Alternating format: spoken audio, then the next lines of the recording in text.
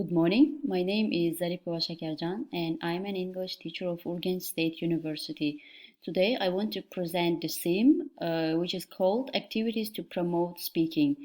And as it's obvious, today we will speak about the methods of teaching speaking, learning speaking, and the others. Okay, let's start. So the first thing is, which I want to speak about, is like to give a definition to the word speaking. Speaking is the process of building and sharing meaning through the use of verbal or nonverbal symbols. So as you see, here is the context plays the huge role. Okay, let's continue. Okay, let's talk about teaching speaking methods. So I mean the how to teach speaking while this table. So the first thing is which you should do is the produce the speaking speech sounds and of course sound patterns. So as you know, if you cannot pronounce, if you cannot to speak the words in a correct way, your speech will not be beautiful. I mean, you will not sound in a beautiful way. So the next thing is about using words and sentences like the stress. So in order to sound beautifully, you should use stress, intonation, I mean the right stress, intonation patterns, and the rhyme of the second language. Okay, let's continue. And the third thing is you should select appropriate words and sentences according to the proper social setting, audience, situation, and the subject matter. Okay, we will go on. Organize their thoughts in a meaningful and logical sequence. So it means like when you speak in English language, you should sound meaningfully and logically. I mean, there should be connection between meaning and logic. Okay, the next thing is use language as a means of expressing values and judgments. And the last one is about using language quickly and confidently with few unnatural pauses, which is called as fluency. So it means like when you speak in English language, you don't have to like sound unnatural. You have to sound naturally, and it's okay if you even do some mistakes, so it's acceptable, don't worry, and do speak please, and never think that oh my god, what will happen if I'll do a mistake. No, nothing will happen. Okay, let's move on with the activities in teaching speaking. So we will start with the focus group discussion. So now I will explain you the role of discussions in teaching and learning speaking. So the discussions, like here, the students may aim to arrive at a conclusion, share ideas about an event, or find solutions in their discussion groups. So it means like in the classroom work, teacher gives the students some kind of like events. I mean the not ended events, and students should find the solutions. So, for example, I can say as an example, one event like it's called a magic box. Okay, next one is whatever the aim is, the students should always be encouraged to ask to ask questions, paraphrase ideas, express support, check for clarification, and so on. So it means like all the time you should ask questions from your students like, is everything okay? Is everything clear to you? Like, do you want me to explain you one more time? And you should like ask them, paraphrase your ideas. So it means like when you give some ideas to your classroom, they should know how to paraphrase your words. So in this case, only, in this case, they can improve their speaking skills.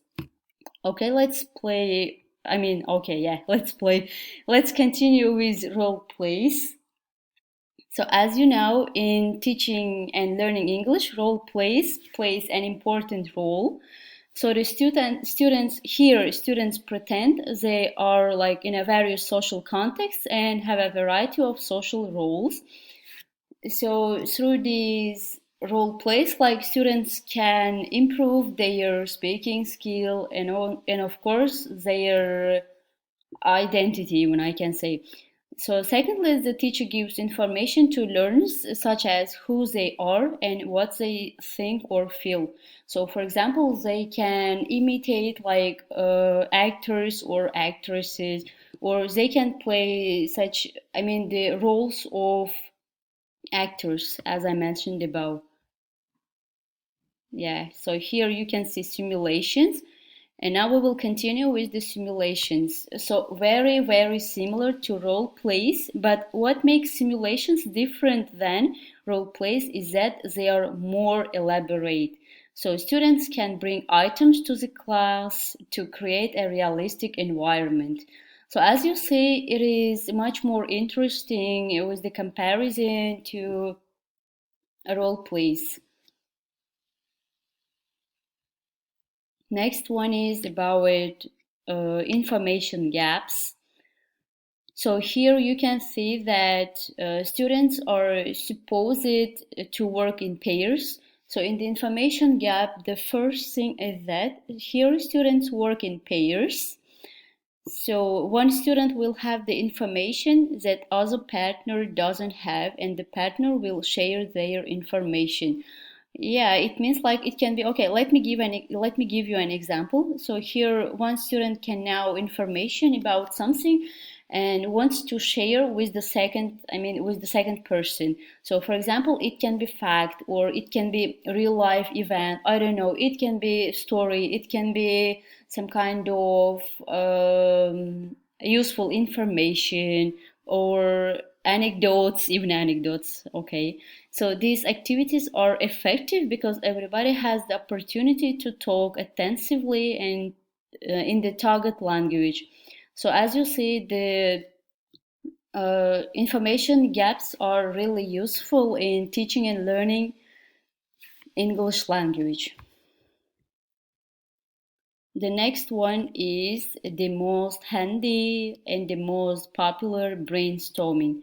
So what is brainstorming? So here, on a given topic, students can produce ideas in a limited time. Yeah, as you say, it's called brainstorming. So here, I mean, on the blackboard can be written questions regarding the topic, I mean, the present topic, or the other questions in order to warm up students. The second one is the good characteristic of brainstorming is that the students are not criticized for their ideas, so students will be open to sharing new ideas. So it means like there will be a question or I don't know, some kind of problem solving. It can be problem solving questions. So students try to find, I mean, not try to find, only try to give their own ideas to their teacher.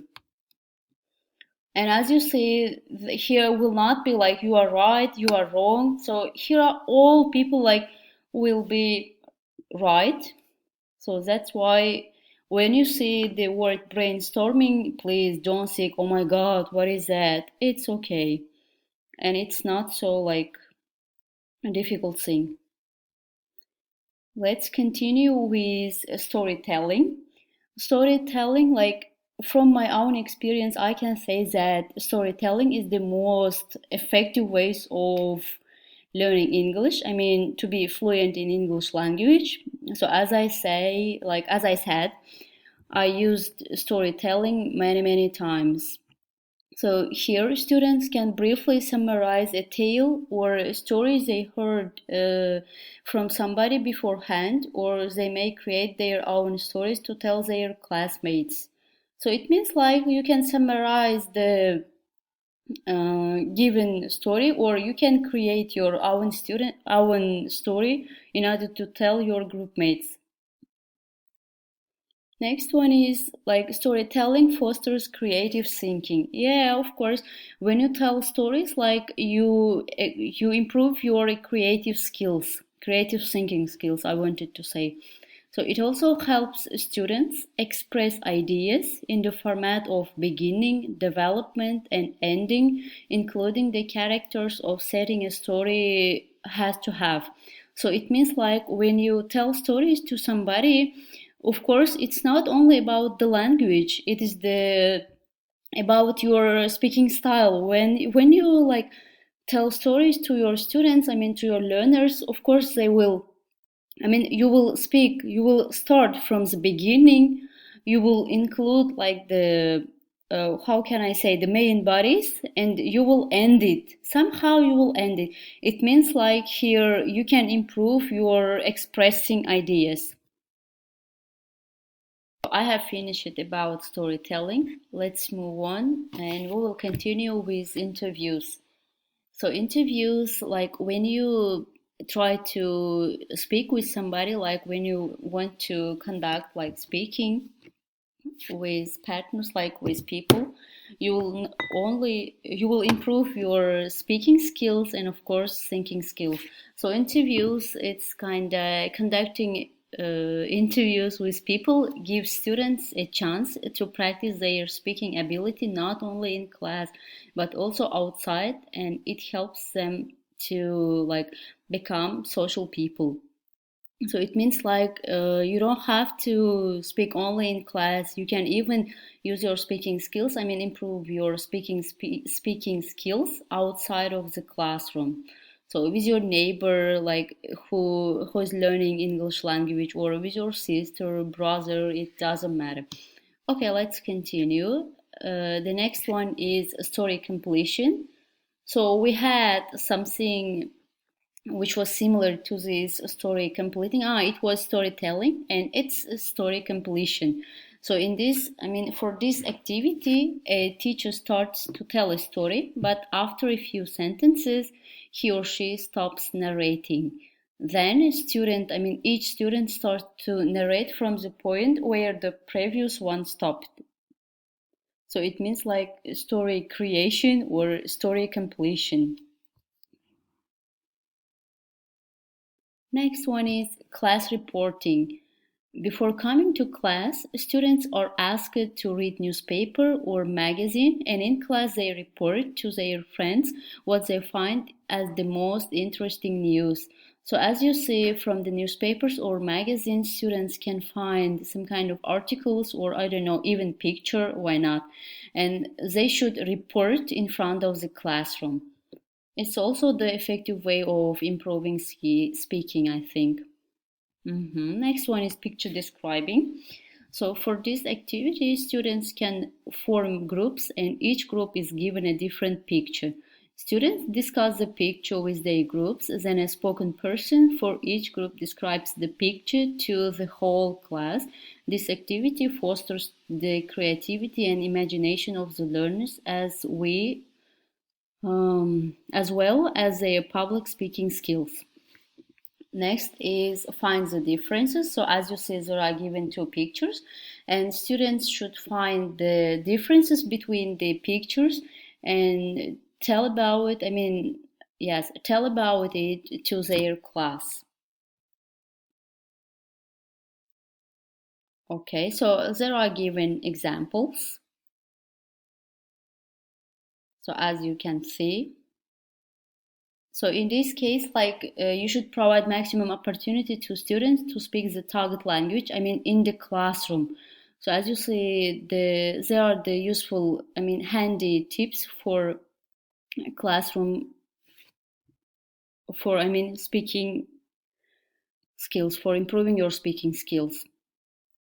So reduce teacher speaking time in class while increasing student speaking time. It means like there should be not only teacher-centered classrooms, of course, learner-centered classes. So thank you for your attention. I was so happy to be with you. Goodbye.